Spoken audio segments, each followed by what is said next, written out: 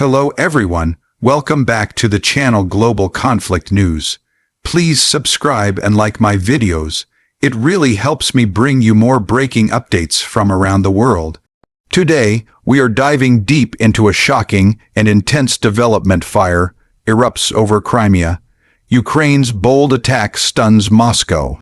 This is one of the most dramatic and consequential strikes since the war began, shaking not only Russian defenses, but also the geopolitical landscape that surrounds this long and bloody conflict. Let's uncover every layer of this operation, from what happened on the ground to the strategic implications, the reactions from both sides, and what it might mean for the future of this war. From the outside, the situation looks like a scene from a modern military thriller. In the dark hours of the night, explosions lit up the skies above Crimea. A swarm of Ukrainian drones and long-range missiles reportedly struck Russian military installations, air defense systems, and ammunition depots. Witnesses described massive fireballs rising from the ground, visible from dozens of kilometers away. The attack appeared precise, coordinated, and highly targeted, designed not to terrorize civilians, but to cripple Russian logistics and command structures on the peninsula. This was not a random assault. It was a statement of capability and intent. The exterior image of this event is one of precision, speed, and surprise, a message that Ukraine's reach is extending deeper than ever into Russian-occupied territory. As we step inside the core of the story, the interior dimension becomes much larger and more complex. This was not just about drones or missiles. It was about intelligence, timing, and a daring strategic gamble. Crimea, as we all know, holds immense importance for Moscow, both symbolically and militarily. It's the jewel of Russia's annexation campaign since 2014 and home to its Black Sea Fleet. For Ukraine, hitting Crimea is like striking the heart of the occupation. But to do that effectively, Kyiv needed more than courage. It needed precision technology, satellite data, Western supplied weapons, and coordination among various military and intelligence units. Reports suggest that Ukraine used Storm Shadow missiles provided by the UK, possibly combined with domestically produced drones that acted as decoys to confuse Russian air defenses. The attack sequence was carefully planned to overwhelm radar systems and strike before Russian forces could react. Inside this operation was a meticulous architecture of modern warfare, where data, timing, and electronic warfare matter just as much as firepower. Ukraine's military performance in this strike was nothing short of exceptional, marking a leap in its operational capability. The performance metrics here aren't about machines, but about strategy and execution. Kyiv demonstrated the ability to synchronize multiple layers of warfare, from reconnaissance drones identifying targets, to missile strikes timed in perfect coordination, to follow-up attacks ensuring that damaged assets couldn't be salvaged. Russian reports confirmed hits on key logistic depots near Sevastopol, as well as potential damage to air defense systems guarding the region. The performance also extended into information warfare. Within minutes, Ukrainian media and social channels began circulating verified videos of the explosions, countering Russian disinformation attempts. This was warfare in the digital era, fast, transparent, and psychological. It was designed not only to destroy assets, but to project confidence and capability. The Ukrainian forces showed adaptability, learning from previous strikes and using every lesson to increase precision and impact. When it comes to safety, though in this context the word might sound ironic, there's a layer of strategic safety embedded in how Ukraine executed the strike. Kyiv has consistently aimed to avoid civilian casualties, even when targeting occupied territories. Reports indicate that the attack zones were concentrated on military infrastructure, away from densely populated areas. That's not accidental. It's part of Ukraine's broader attempt to maintain international support and adhere to wartime ethics.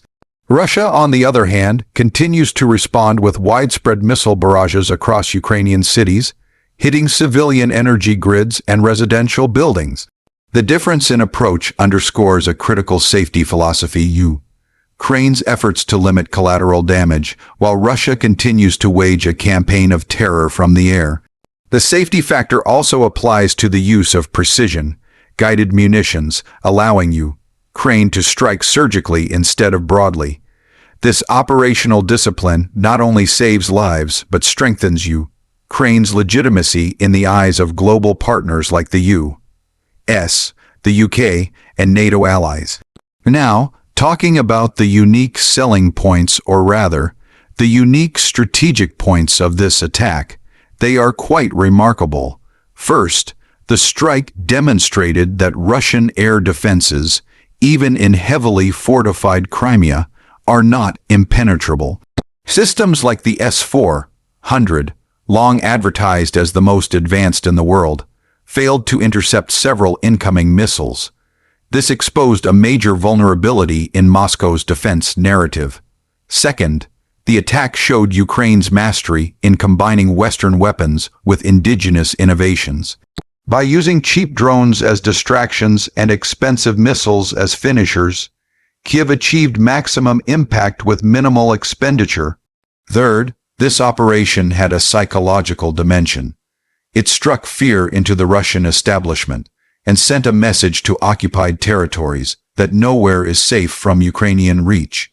And finally, the symbolic value of attacking Crimea cannot be overstated. It reasserts Ukraine's claim over its territory and signals to allies that Kiev is not backing down, even as global attention begins to shift elsewhere.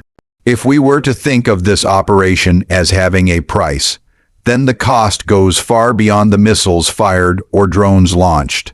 For Ukraine, the price includes the risk of escalation, the potential for retaliation, and the ongoing strain on its military resources.